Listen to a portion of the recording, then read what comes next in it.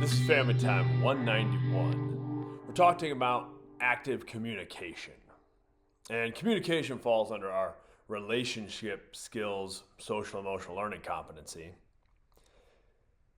Communication is essential in any relationship.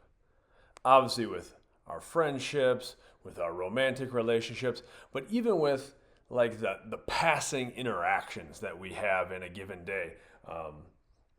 Interacting with a clerk at a store, something like that.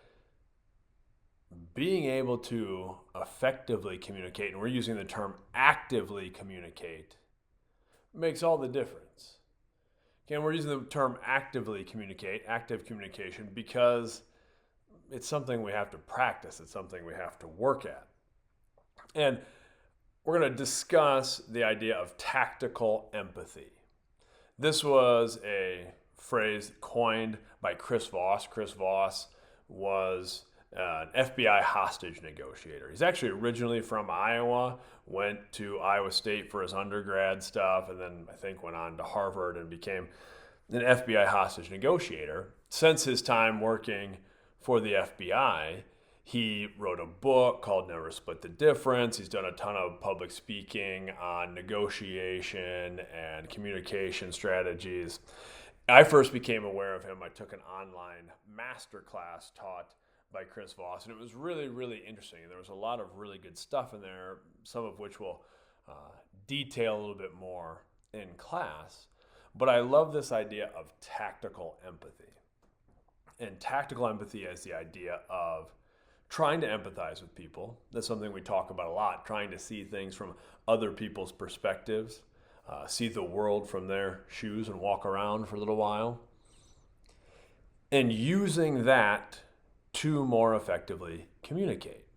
I like the idea of it being tactical, that like, hey, you can want to make your point when you're communicating, and you can want to persuade people even at times.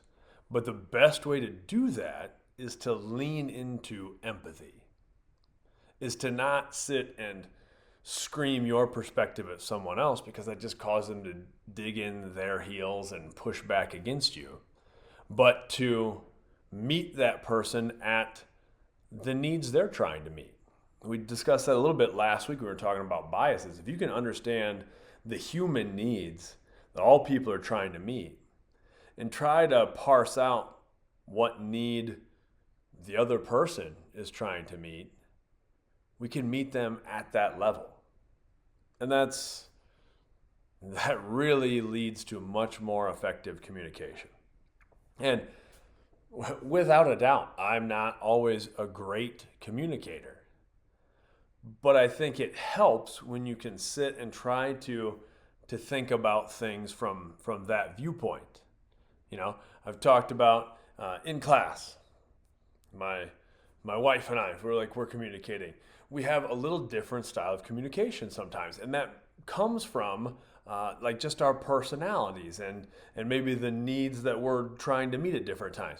Or my wife, one of the things, many things that I appreciate about her so much is she wants to think everything through and make sure everyone feels right about the situation, that's the right choice for everybody, and she's trying to put everyone else's needs first, and she wants to think out loud through an idea and go through all the possible scenarios.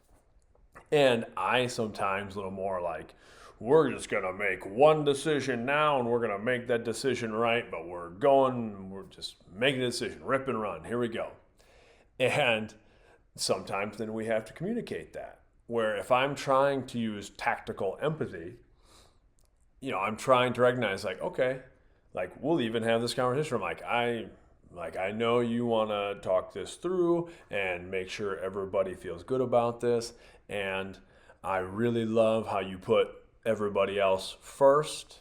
And then sometimes let her know, but I don't have any more opinions on this. The first time we talked about it, I gave you my opinion. My opinion hasn't changed. If you want to keep talking it through, That's great. You can do that. I appreciate that. And then she knows with me sometimes where she's like, look, I know you don't like rehashing the same idea over and over again. You've kind of made up your mind, but I would like to bounce this idea off of you. And by trying to use some empathy, not that we're always perfect, but by trying to use some tactical empathy to be like, hey, I understand this about you, but here's how I'm going to communicate it now, and you understand this about me, so I'm going to try to make some concessions. And it's really not, even trying to a lot of communication sometimes is compromised, but it's really about like, let's make sure everyone feels like their needs are being met. And that's what Chris Voss talks about when he talks about never split the difference. The best communication is like, let's all leave happy. Let's all leave like everybody's needs were met. And that may take some negotiation, some compromise along the way. But at the end, let's all feel good about this. And I think you can use that strategy with anything. We can use it in teaching and coaching and stuff like that. There's a big difference, and you students know it from the other side. There's a big difference between, some people maybe know a lot about a topic but don't do a great job conveying that information. Some people do an excellent job communicating, but maybe they don't have as deep a knowledge base. If you can get both, then you really have a lot of power in a situation, any kind of communication. So that all being said, we're going to talk about some of those things. I want you to consider as a starting point someone you think is an effective communicator. And you can kind of think in terms of this tactical empathy, but just think of someone you know, or if you're not thinking of someone you know, it could be someone you see on TV or social media or something like that, you think is an effective communicator, and why you think that person is an effective communicator. What are the characteristics? What are the things they do? And think of terms of active communication. What are the things they actually do that make them effective? Okay, until next time, much love.